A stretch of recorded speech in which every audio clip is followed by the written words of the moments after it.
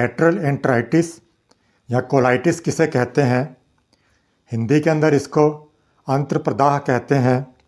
जब छोटी आंतों के अंदर इन्फ्लामेशन होता है तो उसे एंटराइटिस कहते हैं।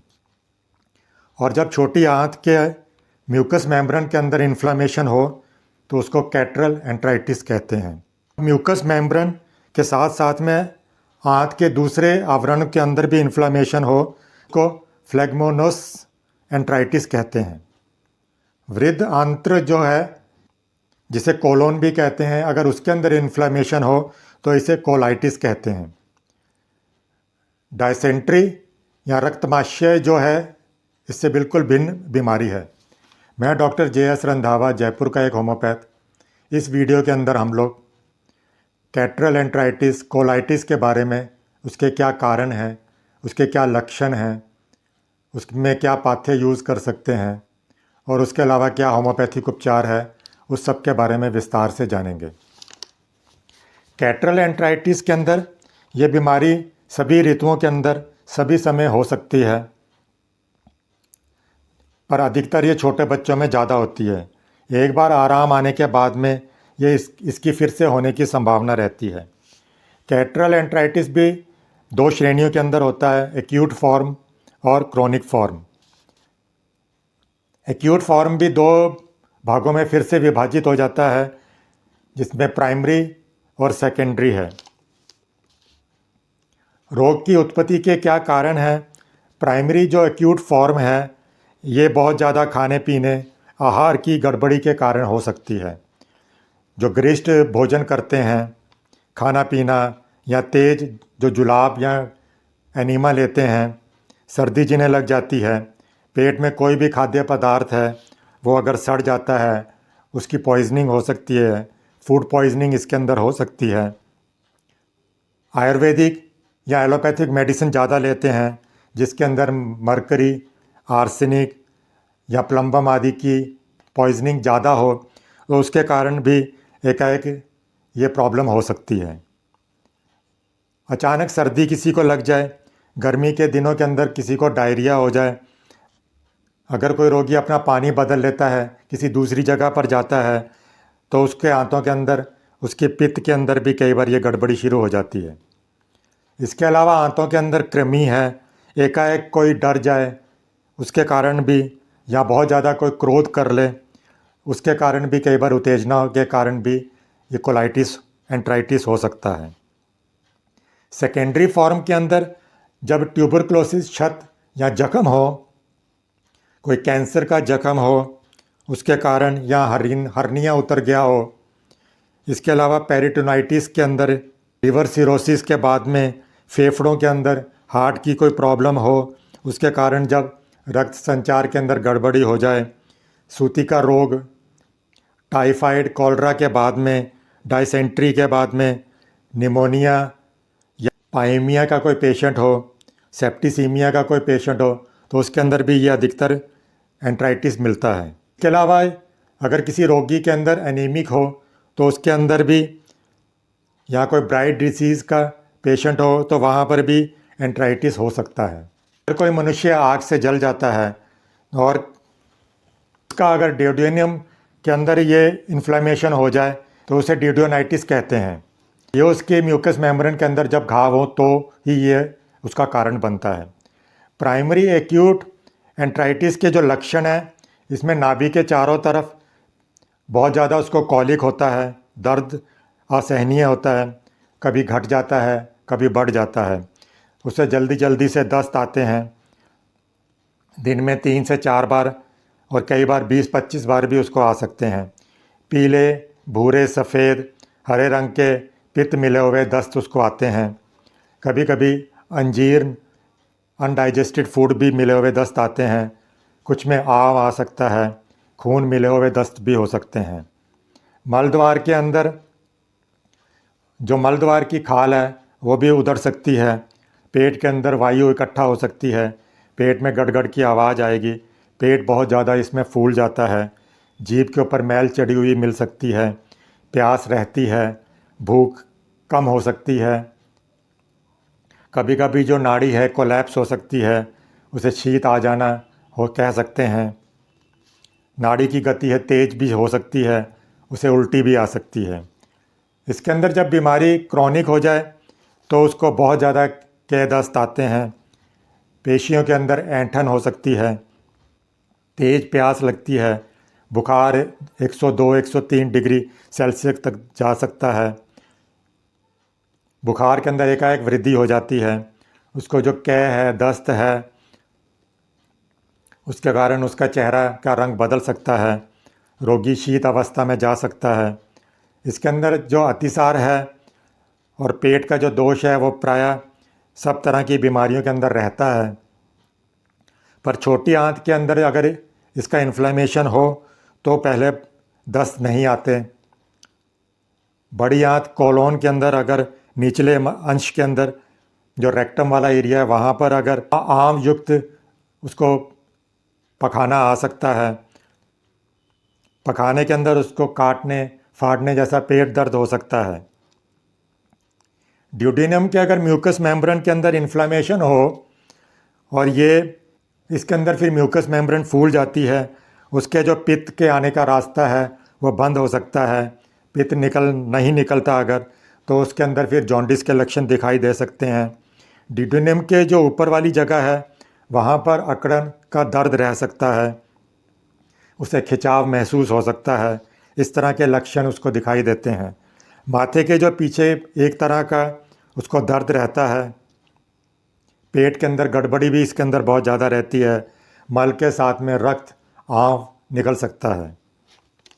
पखाना जब वो करता है तो आमाशय के अंदर कूथन शूल वाला दर्द भी इसके अंदर होता है। पेट के अंदर बहुत ज़्यादा वायु इकट्ठा हो सकती है। बच्चों के अंदर यह बीमारी अधिकतर होती है। इसके अंदर उसको बुखार, पेट फूलना, मुंह के अंदर घाव हो सकते हैं, बहुत ज़्यादा कमजोरी और बेहोशी भी हो सकती है। सेकेंडरी एंट्राइटिस के अंदर उसको बहुत ज़्यादा इसके अंदर बहुत ज़्यादा उसको अतिसार होता है और बहुत जो मूल कारण के कारण अगर रोग हुआ है तो उसके लक्षण भी इसमें दिखाई देते हैं।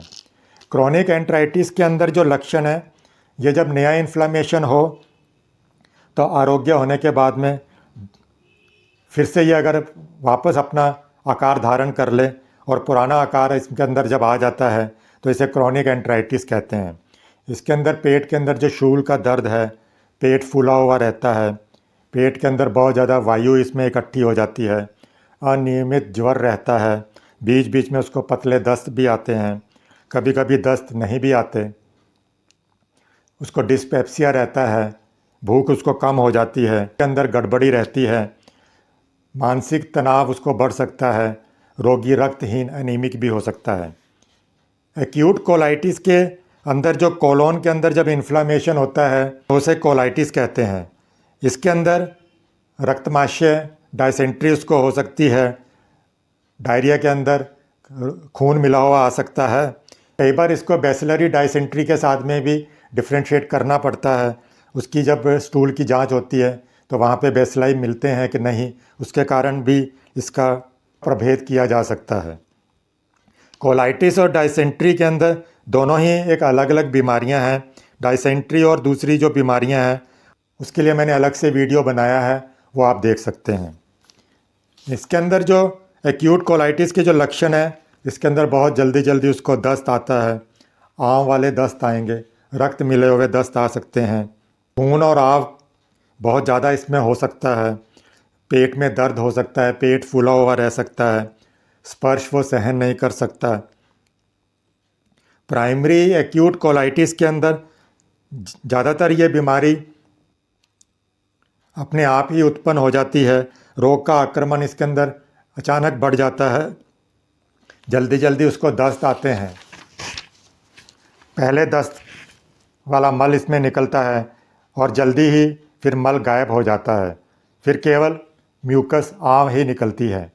दस्त के साथ में ताज़ा खून भी आ सकता है, कभी कभी आँव और रक्त दोनों मिले हुए आ सकते हैं। पेट के अंदर असहनीय दर्द होता है। एक बार पखाना करने के बाद में उसको फिर से हरारत होती है, वो फिर से जाता है, बार जाता है। पेट के बाईं तरफ स्पर्श वो सहन नहीं कर सकता। जीभ पर थोड़ा मैल भी इसके अंदर दिखाई देता है, जीभ इसमें साफ़ नहीं होती। इन सभी बीमारियों के अंदर उसको 104 डिग्री तक बुखार जा सकता है। ज्वर के अंदर जो नाड़ी की गति है वो तेज़ होती है। एक्यूट एंट्राइटिस की तरह ही इस बीमारी के अंदर भी उसको शीत आ सकता है। इसके जो प्रोग्नोसिस हैं, बीमारी जब आरंभ हो जाती है और कभी कभी ये बहुत दिनों तक अगर ये लगातार रहे तो उसकी मृत्यु भी हो सकती है, और कई बार ये धीरे धीरे फिर वो आरोग्य होना शुरू हो जाता है। इसमें उसको कई महीने लग जाते हैं। कभी कभी थोड़ा आराम आता है, उसके बाद में फिर से इसके लक्षण प्रकट हो जाते हैं। बीमारी जब पुराना आकार धारण कर लेती है, जब ये क्रोनिक रूप अपना धारण करती है, तो इसके अंदर जो सिग्मॉइड फ्लेक्सर है वहाँ पर हमेशा ही उसको स्पाज्म रहता है, पेट थुलथुला सा हो जाता है, कोलोन जो बड़ी आंत है वहाँ पर दर्द रहता है। दस्त रोज़ 2-3 बार हो सकते हैं दिन के अंदर, कई बार 7-8 बार भी हो सकते हैं। कभी कभी 1-2 दिन उसको कब्जी भी रह सकती है। 2-3 दिन पहले पतले दस्त हुए हैं, उसके बाद में उसको कब्जी भी हो सकती है। इसके बाद में उसको कभी कभी फिर आम आ सकती है, आम वाला और रक्त वाला पखाना भी उसको हो सकता है। पाकस्थली की जो क्रिया है उसके अंदर गड़बड़ी शुरू हो जाती है, रोगी बहुत ज़्यादा इसके अंदर कमज़ोर हो जाता है, मानसिक सुस्ती भी इसमें रहती है। एंट्राइटिस और कोलाइटिस को हम लोग अन्य बीमारियों के साथ में भी डिफ्रेंशिएट प्रभेद कर सकते हैं।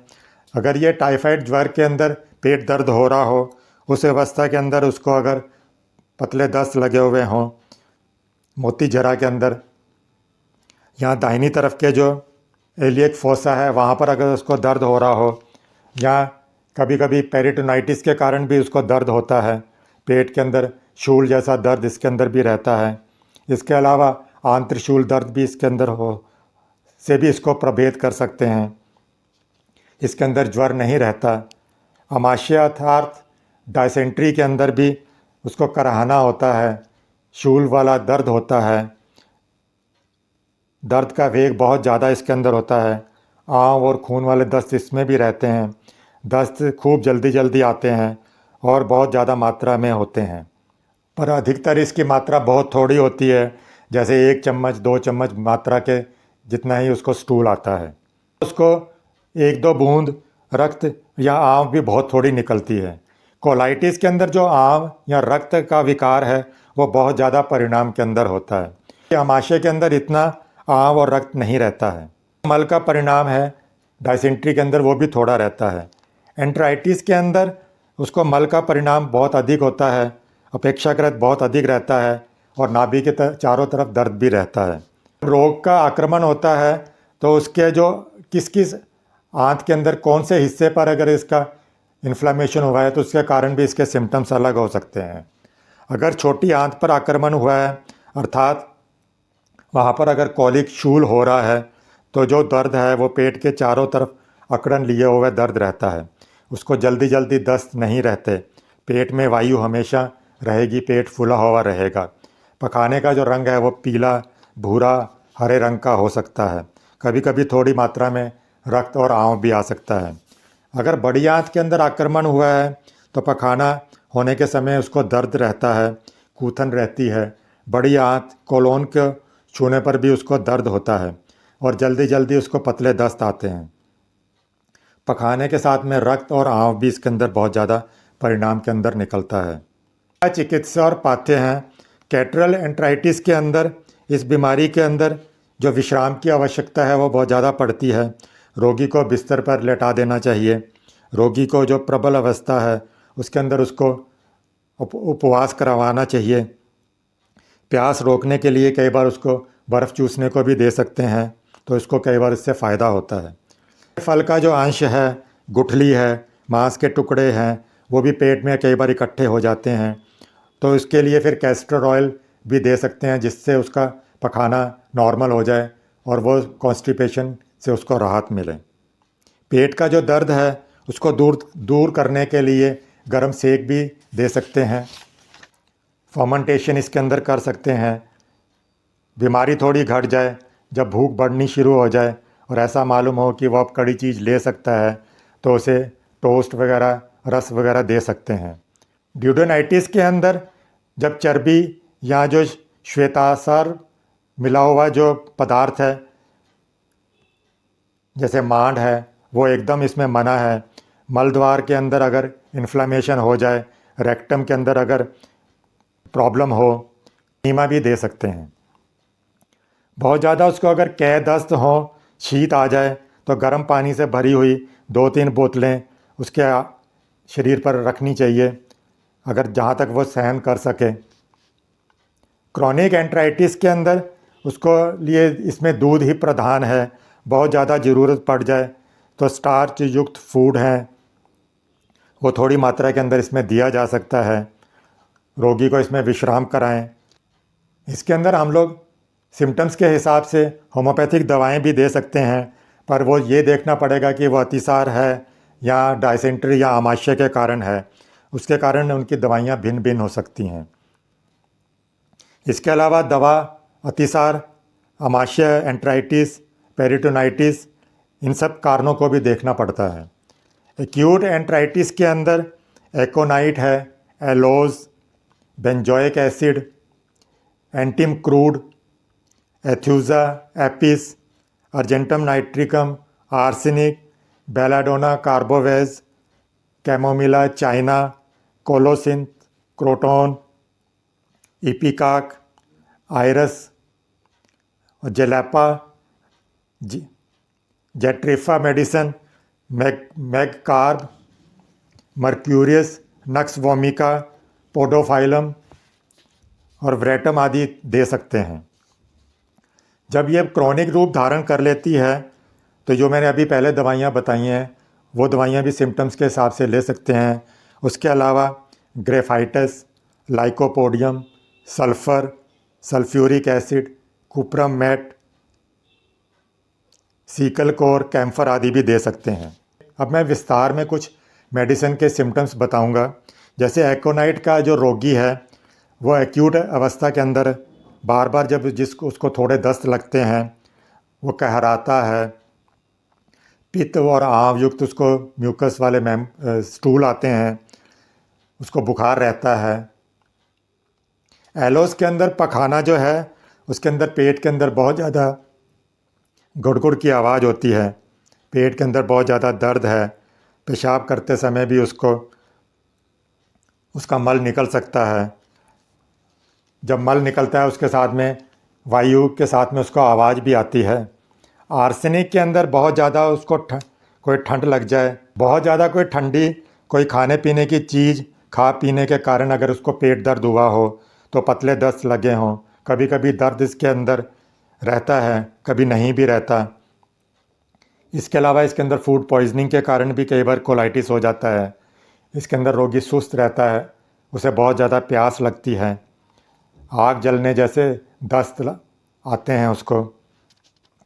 बेंजोइक एसिड के अंदर साबुन के फ़ैन की तरह के उसको दस्त आते हैं, सफ़ेद रंग के बदबूदार दस्त होते हैं। पेशाब के अंदर भी इसके अंदर बहुत ज़्यादा बदबू है। बच्चा बहुत ज़्यादा चिड़चिड़ा रहता है, दिन भर वो माँ का स्तन पान करना ही चाहता है, माता को वो हमेशा पकड़े रखता है।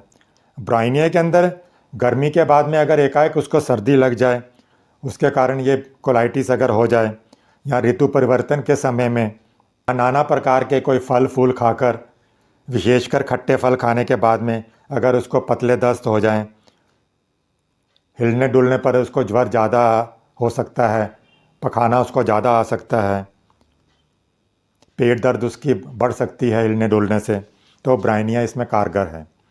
कैलकेरिया कार्ब जब बच्चों के दांत निकलने का समय होता है, उस समय अगर इसके लक्षण दिखाई दें तो ये लाभदायक है।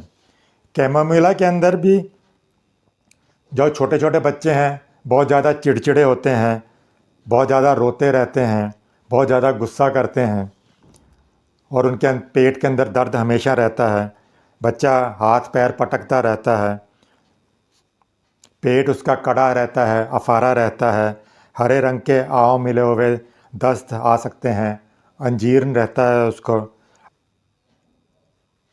अंडे के लस्से के तरह का बदबूदार इसमें दस्त होता है, पेट गड़गड़ाना रहता है, मलद्वार की जो खाल है वो गल सकती है, उसको जॉन्डिस भी हो सकता है। चाइना के अंदर दस्त के साथ में इसमें भी फ़ैन आता है। पेट में प्रायः दर्द इसके अंदर नहीं रहता। खाने पीने के बाद में रात में उसका दर्द बढ़ सकता है। कोलिनसोनिया के अंदर बच्चों के अंदर जब ये इन्फ्लेमेशन ज़्यादा हो, पेट के अंदर गड़बड़ी रहे, पेट में शूल की तरह का जब खोंचा मारने जैसा इसमें दर्द हो, ऐंठन मरोड़ अफारा हो। कोलोसिंथ के अंदर जो दस्त वाले रक्त वाले आंव आते हैं, पित्त कभी कभी उसके अंदर आता है और कभी कभी केवल खून वाले दस्त आते हैं। मलद्वार की खाल है वो गल सकती है इसके अंदर। पकाने के समय पेट के अंदर बहुत ज़्यादा इसमें दर्द रहता है, वो बहुत ज़्यादा कहराता है। मिचली, दस्त, पेट का जो दर्द है बहुत ज़्यादा रहता है। दस्त के बाद में जो पेट का दर्द है थोड़ा घट जाता है, पर दर्द है फिर से आरंभ हो जाता है और फिर से उसकी तकलीफ़ बढ़नी शुरू हो जाती है। दबाने से यह दर्द थोड़ा घटता है, आगे झुकने से भी यह दर्द थोड़ा घटता है। क्रोटोन के अंदर एकाएक पीले रंग का पानी वाले जब उसको दस्त आते हैं, पिचकारी की तरह का तेज वेग उसमें होता है। होने से पहले उसको पेट दर्द होता है। फेरमेट के अंदर बहुत ज़्यादा परिणाम के अंदर उसको पानी की तरह के इसमें दस्त होते हैं। पेट में इसमें दर्द नहीं रहता। अतिसार के बाद में उसको अच्छी भूख लगती है। इपिकाक के अंदर जब दांत निकलने के समय दस्त आते हैं बच्चों को, उसको उल्टी भी होती है, वमन भी हो सकता है। चर्बी मिले हुए मीठे या खट्टे फल फूल खाकर भी उसको कई बार ये बीमारी उत्पन्न हो जाती है। पेट में इसमें दर्द रहता है, चेहरा उतरा हुआ रहता है, शरीर ठंडा रहता है। आयरस वर्स के अंदर पेट के अंदर रेक्टम के साथ में मलद्वार के अंदर जलन रहती है। हरे रंग के इसमें दस्त आते हैं, खासकर रात को 2 बजे से लेकर 3 बजे के भीतर होते हैं। जेट्रोफा के अंदर पानी की तरह के पतले दस्त आते हैं। बिना किसी दर्द के उसको अतिसार होता है। सुबह के समय में दस्त ज़्यादा आते हैं। पखाना होने से पहले पेट में गड़गड़ाहट, पेट के अंदर गुड़गुड़ की आवाज़ आती है, तो उसको पखाने की हाजात होती है। लेप्ट्रेंडा के अंदर काले रंग के दस्त बहुत ज़्यादा परिणाम के अंदर होते हैं। दस्त पानी की तरह के पतले होते हैं। छोटी आंत के अंदर उसको असहनीय दर्द होता है। बरसात के समय में अगर वो पानी से भीग जाए तो उसके कारण भी कई बार ये बीमारी हो सकती है। मैग्नीशियम कार्ब के अंदर पखाने का जो रंग है वो गहरा हरा होता है। कभी कभी उसके साथ में झाग फैन भी हो सकती है। अंडे जैसा सफ़ेद मल इसके अंदर निकलता है। तालाब की काई की तरह के भी दस्त इसमें हो सकते हैं। पेट में इसमें दर्द रहता है। दर्द पखाना होने के बाद में बंद हो सकता है।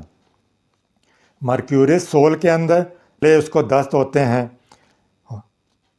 होते वक्त और बाद में उसको पेट के अंदर बहुत ज़्यादा ज़ोर से दर्द होता है। बहुत ज़्यादा कूथन, आँव, रक्त वाले पखाना होता है। हरे रंग के इसमें दस्त आते हैं। रात के समय में, शाम के समय में ये उपसर्ग बढ़ जाते हैं, उसको जॉन्डिस भी हो सकता है। नक्स वोमिका के अंदर सुबह के समय में ये उपसर्ग अधिक बढ़ जाते हैं। जिन्होंने बहुत दिनों से अनाड़ी वैद्यों से दवा ली हो, बहुत ज़्यादा एलोपैथी आयुर्वेदिक दवा का सेवन किया हो, या बहुत ज़्यादा जो शराब, गांजा, अफीम, सिगरेट, चरस, तंबाकू आदि लेते हों, उनके अंदर अगर ये बीमारी हो तो नक्स वोमिका क्या बहुत अच्छी लाभदायक है। पोडोफाइलम के अंदर जो अतिसार का जो दस्त है वो परिणाम के अंदर बहुत ज़्यादा रहता है।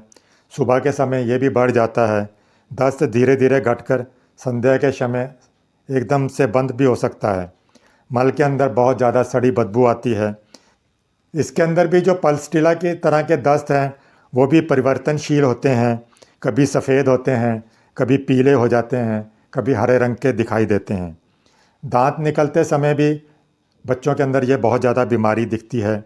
लगातार सिर को वह इधर उधर हिलाता रहता है। पल्सटिला के अंदर उसको बहुत ज़्यादा इसमें जाड़ा मालूम होता है। प्यास उसको बिल्कुल नहीं लगती। मुंह का स्वाद एकदम तीता हो जाता है। जीभ पर गाढ़ा लेप दिखाई देता है। बहुत ज़्यादा मैल दिखाई देती है। रात के समय में पतले दस्त उसको आते हैं। पाकस्थली की जो क्रिया है वो गड़बड़ा जाती है, मिचली आती है। पोडोफाइलम की तरह भी इसके अंदर जो दस्त हैं वो अपना परिवर्तनशील रहते हैं, कभी सफ़ेद रंग के, कभी पीले, कभी हरे रंग के हो सकते हैं। रक्सटॉक्स के अंदर पखाना होने से पहले उसको पेट में बहुत ज़्यादा दर्द होता है, हरे रंग के दस्त आ सकते हैं। उसके साथ में मांड की तरह का पदार्थ भी इसमें निकलता है। रात में स्थिर रहने पर अतिसार बढ़ जाता है। सल्फ़र के अंदर बहुत ज़्यादा पेट के अंदर दर्द नहीं रहता, या फिर खूब दर्द और कूथन भी रह सकती है। सुबह के समय इसमें भी लक्षण बढ़ जाते हैं। पखाने के वेग से उसकी नींद भी खुल जाती है। मलद्वार की जो खाल है, रेक्टम की जो स्किन है, म्यूकस मेम्ब्रेन है, वो भी इसके अंदर सड़ जाती है, गल जाती है। व्रेटम वेल्व के अंदर बीमारी रात के अंदर एकाएक पैदा होती है। पेट के अंदर शूल की तरह इसमें दर्द रहता है। गर्मी के दिनों के अंदर बीमारी का प्रकोप ज़्यादा रहता है। दस्त के साथ में इसको नोज़िया, वॉमिटिंग कह हो सकती है। दस्त का रंग है सफ़ेद है, बहुत ज़्यादा तेज़ प्यास लगती है। पानी पीने के बाद में उसके उपसर्ग फिर से बढ़ जाते हैं। अंत में मैं यही कहूँगा, हैजा, अतिसार या जो आमाशय या डायसेंट्री के भिन्न भिन्न रोग हैं, उनके लिए सब दवाओं का भी उपयोग किया जा सकता है उनके सिम्टम्स के हिसाब से। ये जो मैंने अभी दवाइयाँ बताई हैं, इनके अगर लक्षण मिल जाएं तो वो दवा भी उपयुक्त हो सकती है।